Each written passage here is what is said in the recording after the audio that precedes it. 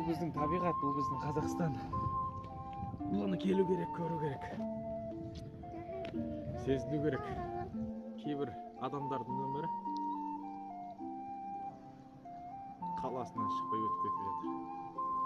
Кейбір адамдардың өмірі ауылынан шықпай өтіп кетіп жатыр. Ал кейбір адамдардың өмірі